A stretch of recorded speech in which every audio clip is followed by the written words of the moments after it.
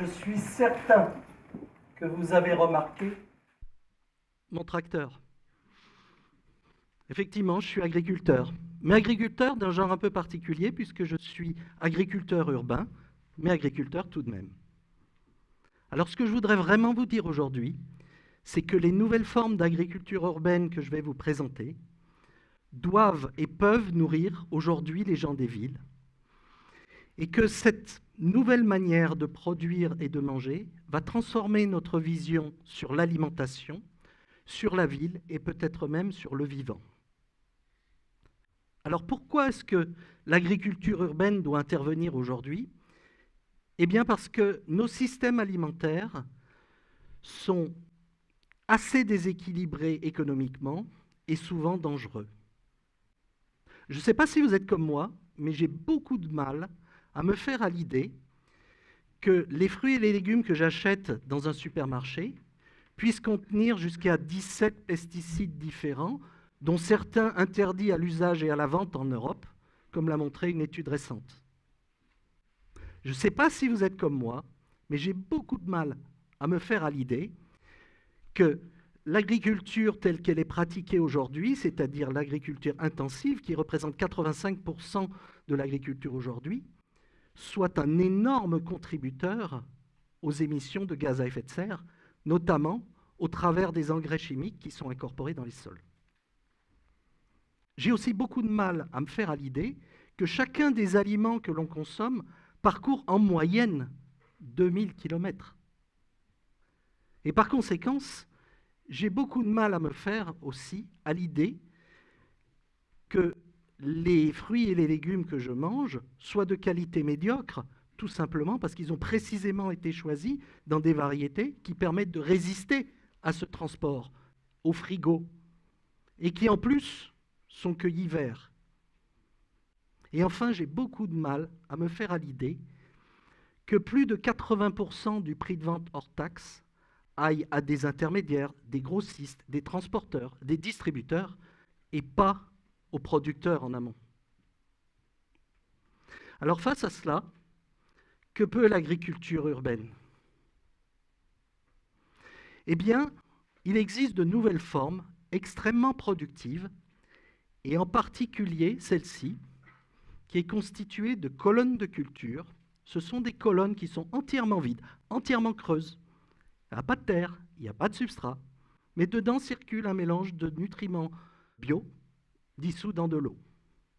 C'est extrêmement productif puisque au sol, vous allez cultiver en moyenne sur 1 mètre carré 9 salades. Là, vous allez en avoir, étagées sur 2 mètres de haut, près d'une cinquantaine. Ça permet aussi, bien évidemment, de produire avec des variétés qui sont choisies pour leur goût et que l'on va cueillir à maturité. Et ça permet aussi de cultiver en nutriments bio, sans pesticides, sans fongicides. Et surtout, ce n'est pas la moindre des choses, ça permet de cultiver en économisant les ressources. Et des colonnes de culture comme celle-ci mobilisent moins de 10% de l'eau que vous utiliseriez dans l'agriculture classique pour produire la même chose. Alors on le voit, l'idée de base, eh bien, c'est de produire en haut, sur des toits plats, sur des surfaces inoccupées, pour consommer en bas ou vendre en bas. L'idée, c'est aussi d'être évidemment performant économiquement, c'est le cas, et compétitif avec les systèmes d'achat, notamment de la grande distribution. Et l'idée, c'est bien évidemment aussi d'être parfaitement intégré socialement, en faisant travailler des ressources qui proviennent de la ville, si possible des bâtiments qui sont en dessous, et donc d'offrir aussi un certain nombre d'emplois aux habitants de la ville. Alors on le voit, cette manière de travailler apporte des choses très différentes et il n'est plus besoin, forcément, d'être au fin fond de la Creuse pour faire mieux que le bio. Je voudrais que vous preniez un instant pour imaginer le goût de ces tomates et de ce basilic là-haut, produits avec des nutriments bio, de variétés choisies pour leur goût, cueillies à maturité, est récolté sur le toit de votre habitation, de votre bureau ou de votre supermarché. Alors, vouloir produire de manière vertueuse mais intensive comme ça en ville va changer notre vision de l'alimentation et des systèmes alimentaires, bien évidemment.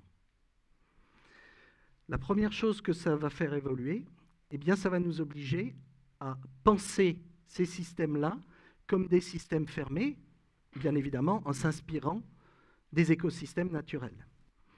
Et le rapprochement qui va s'opérer entre les urbains et ces systèmes-là va produire des effets de rapprochement des idées, et on va avoir de moins en moins de gens complètement déconnectés de ce qu'ils achètent dans les supermarchés. Et espérons qu'on aura aussi de moins en moins d'écoliers qui penseront que les haricots poussent dans des boîtes de conserve et les tomates sur des arbres à ketchup. La deuxième chose que ça induit, à mon sens, c'est qu'il nous faut enfin admettre qu'on est pleinement entré dans ce qu'on appelle l'anthropocène, c'est-à-dire cette ère où la planète a été totalement colonisée par l'homme.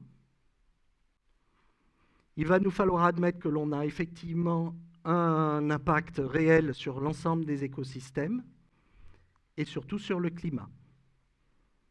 Ce n'est pas évident pour tout le monde et ça nous oblige de nous départir notamment du traditionnalisme, qui nous dit il n'y a de salut que dans des légumes poussés en pleine terre au fin fond de nos campagnes. Mais ça nous oblige aussi à nous départir soit du déni, soit du nihilisme. Alors je sais, vous avez parfaitement le droit, comme Donald Trump, de me dire « Non, non, non, le changement climatique, c'est un complot des Chinois pour nuire aux économies occidentales. » Vous avez le droit, mais vous le comprenez, ce n'est pas mon approche. Et on va être dans une approche qui va nous obliger à regarder de très très près quels sont l'ensemble des ressources qui vont être consommées et on va les optimiser au maximum. Donc on change de paradigme, on n'est plus dans une logique où on va chercher à tirer le maximum de ressources naturelles réputées être indéfiniment disponibles, comme par exemple des nappes phréatiques. La deuxième chose que ça va changer, à mon sens, c'est notre vision de la ville. Et je pense qu'on va voir la ville de plus en plus un peu comme une image fractale, c'est-à-dire ces images dans lesquelles, quelle que soit l'échelle à laquelle vous le regardez, vous avez le même motif. Qu'est-ce que ça veut dire? Tout simplement que la ville est en nous, elle nous influence, elle nous modifie, et inversement, nos comportements, notre manière de vivre influencent la ville. Si vous prenez par exemple quelqu'un qui ne mange que de la viande, il est évident que ça va modifier l'écosystème de vente autour d'elle. Et en amont encore, l'écosystème de production des ressources alimentaires qu'elle utilise. À l'inverse, bien évidemment, les produits que nous mangeons modifient notre santé, modifient nos comportements, modifient nos modes de vie, et à notre tour, nous influençons la ville. La deuxième chose, à mon sens, que ça va modifier concernant la ville, c'est que ça va nous obliger à la décloisonner. Et en particulier, à laisser tomber cette vieille notion qui a fait tant de mal à nos villes, qui est la notion du zonage. Le zonage, qu'est-ce que c'est? Eh bien, ça nous dit que ici, on doit travailler, ici, on doit vivre, ici, on doit produire, et ici, on doit se divertir. Il est évident que le fait d'amener des fermes urbaines dans la ville casse ces barrières et induit des relations différentes entre les différentes parties de la ville. Enfin, je pense que ça va modifier notre vision du vivant, tout simplement parce que nous allons percevoir la nature d'une manière différente. Si je fais un tout petit retour en arrière, à l'époque des Grecs, nous avions des gens absolument fascinés par le renouvellement perpétuel de la nature. Et cette fascination, ils appelaient ça la physis, a été suivie par l'époque du Moyen-Âge où l'homme a dû conquérir des territoires et pour installer l'agriculture, défricher, conquérir des territoires sur la forêt. Tout naturellement, cette idée a débouché à l'époque des Lumières sur une autre, qui est que la nature doit devenir esclave de l'homme. Et cette nature esclave de l'homme, on en a trouvé le prolongement dans l'époque moderne, avec l'aide des scientifiques, des agriculteurs, et de fait, la nature est véritablement devenue notre esclave. Ce qu'apporte l'agriculture urbaine, c'est tout simplement l'idée que l'on va en quelque sorte naturaliser notre économie et artificialiser un petit peu le vivant, mais sans l'instrumentaliser. C'est un vivant dont on va chercher à tirer le meilleur, qui va nous rendre des services et auquel on va rendre des services.